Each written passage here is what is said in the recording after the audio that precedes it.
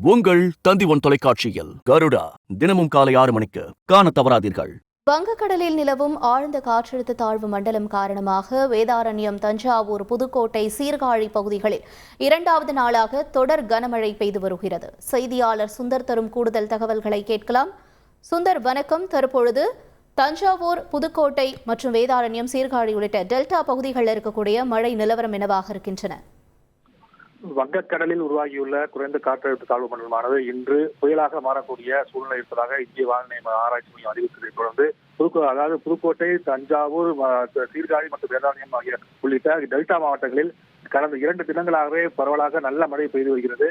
இன்று அதிகாலை முதல் புதுக்கோட்டை, திருவாரூர், சீர்காழி, வேதாரண்யம், தஞ்சாவூர் உள்ளிட்ட பகுதிகளில் பல்வேறு இடங்களில் கனமழை பெய்து வருகிறது.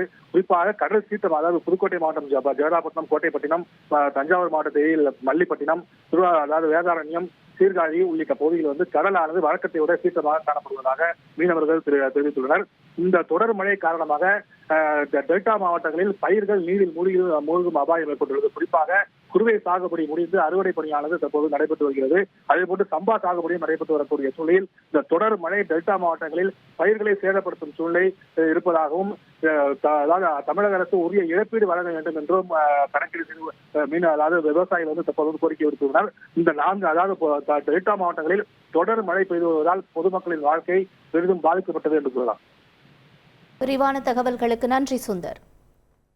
உங்கள் தந்தி1 தொலைக்காட்சியில் கருடா தினமும் காலை 6 மணிக்கு காண தவறாதீர்கள்.